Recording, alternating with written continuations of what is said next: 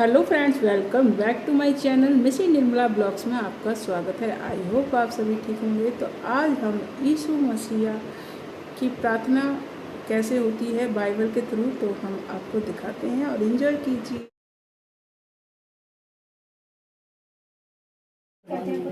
आज के दिन को परमेश्वर उस जगह को तेरे लहू से होकर शुद्ध पवित्र करते हैं। धन्यवाद खुदावंद, जितने भी जन यहाँ बैठे हैं हम सबको तेरे हाथों में सौंपते हैं। तेरे लहू से होकर शुद्ध पवित्र धन्यवाद करके चारों ओर तेरे यीशु मसीह नासरी के नाम के हम का धन्यवाद। तू महान है और तेरी करुणा सदा की है मेरे पिता परमेश्वर। इस जगह को जब बुलाते हैं आमंत्रित करते हैं मेरे पिता परमेश्वर कि तुम हमारे बीच मौजूद हो मेरे पिता, और इस घर की प्रार्थना को कंप्लीट कराएं मेरे पिता परमेश्वर।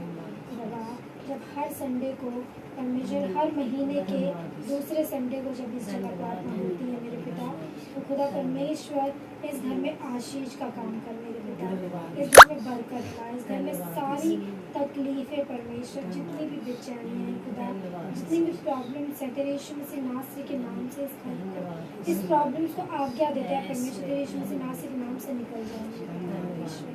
खुदा तेरे धन्यवाद करते, तेरे लोगों से इस घर को पवित्र करते हैं धन्यवाद करते हैं, चीज़ को अपने हाथों में सौंपते हैं। Thank you Lord, thank you Jesus. धन्यवाद यीशु मसीह, धन्यवाद मेरे पिता परमेश्वर। Thank you Lord. चाक पर अपनी रख मुझे, रूप अपना यीशु दे मुझे, जलाल का अपने बर्तन बना, पूरी मुझसे एक ऐसी मशक मुझको बना,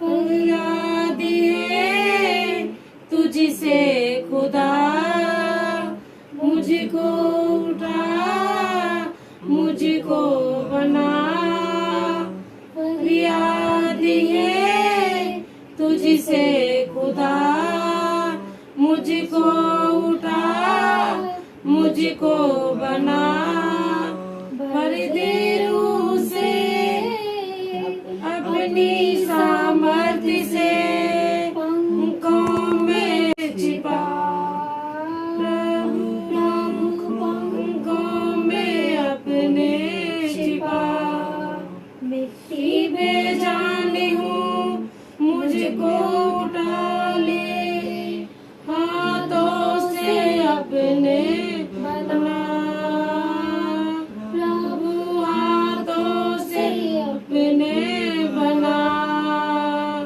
बिखर ना जाऊं मैं, बिखर ना जाऊं मैं, तेरे हाथों में ही रहना चाहूं मैं, दुनिया की भीड़ में कहीं खो ना जाऊं मैं, इस भीड़ में छिपा अपने हाथों से मुझको सजा, अपने साए में मुझको छिपा, अपने हाथों से मुझको सजा, भर दे रूह से अपनी सामर्थ्य से, पंखों में अपने छिपा, प्रभु पंखों में अपने छिपा, मिट्टी बेजानी हूँ मुझको उठा ले, हाथों से अपने सजा, प्रभु हाथों से अपने सजा। धन्यवाद मेरे परमेश्वर, तेरा धन्यवाद करते हैं खुदा, अपने हाथों से हमको सजाने, जो साँचा तूने हमारे लिए बनाया है मेरे पिता, हम उस साँचे में आ जाए मेरे पिता परमेश्वर।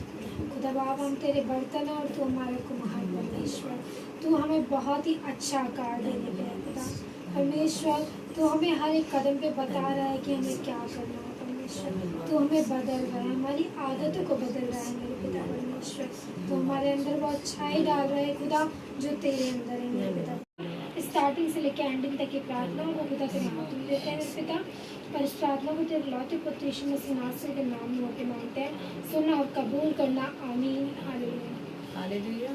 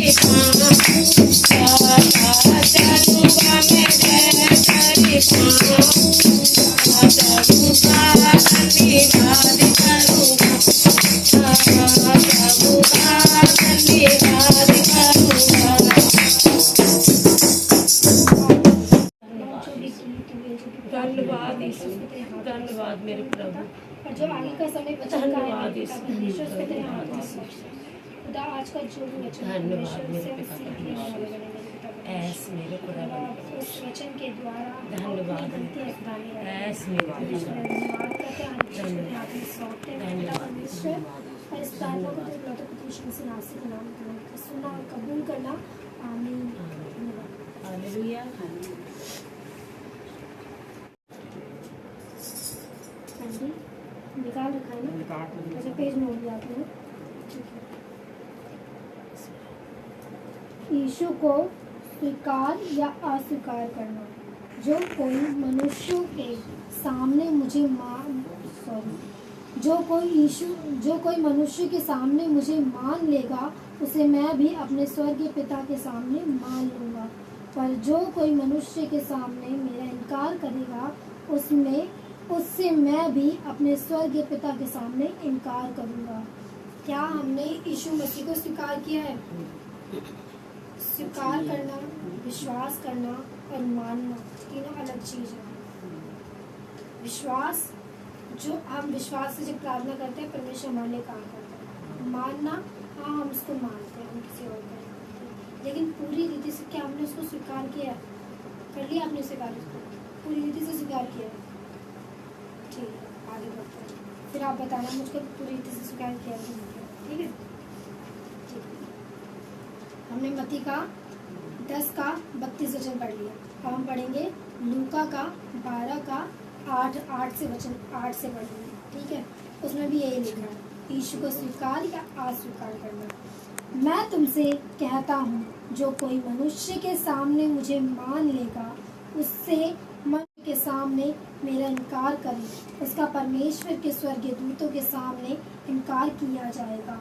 जो कोई मनुष्य के पुत्र के विरोध में कोई बात कहे उसका वह अपराध क्षमा किया जाएगा, परंतु जो पवित्र आत्मा की निंदा करे उसका अपराध क्षमा नहीं किया जाएगा। जब लोग तुम्हें सभाओं और हाकिमों और अधिकारियों के सामने ले जाएं, तो चिंता ना करना कि हम किस रीति से या क्या उत्तर दें या क्या कहें, क्योंकि पवित्र आत्मा उसी घड़ी तुम्हें सिखा देगा कि क्या कहना चाहिए, है ना? जो कोई मनुष्य के पुत्र के विरोध में कोई बात कहे उसका वह अपराध क्षमा किया जाएगा, परंतु जो पवित्र आत्मा की निंदा करे उसका अपराध ही क्षमा नहीं किया जाएगा। मतलब हमें जो पवित्र आत्मा की निंदा करता है उसका वो अपराध तो क्षमा नहीं किया जाएगा, है ना? अब हम बात करेंगे परमेश्वर को स्वीकार या अस्वीकार करना। ये हमने पढ़ा। अब जो 11वां वचन है ना, जो मैं अब समझाने जा रही हूँ, ये उसके बाद समझाऊंगी, ठीक है? तो यीशु मसीह को स्वीकार या अस्वीकार करना, जब हम कोई काम करते हैं, जैसे कि हमारे घर में कोई त्योहार है, क्या